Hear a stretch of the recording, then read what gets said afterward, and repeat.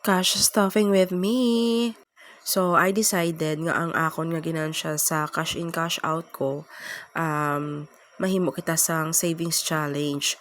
So, that's 45 Mondays before Christmas. So, start naman kita arigin shade ko ang 100 and 200. Wala pa ko bika print. So, diri lang taanay ma-shade sa akon nga cellphone. So, I shaded 100 and 200, so that's 300. Amo na siya niyang i-save, and I'm introducing to you my new binder. Actually, ni siya, photo book or something nga pwede mo siya butangan sang mga pictures. Pero kay wala man ko sang pictures nga ibutang pa, and pagutok-utok lang na.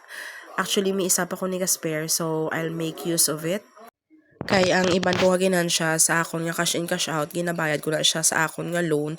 Kay nag-loan ako sang 5,000 para lang bala nga may mga, kay syempre stay at home ako, wala ako sang insurance, so nagkuha ako sang loan para nga may insurance ako. Kamay man lang ginabayaran ko so carry man, so pwede pa ka-save kamay para sa Christmas. Kay syempre diri ma-Christmas ang akon nga asawa, I mean bana.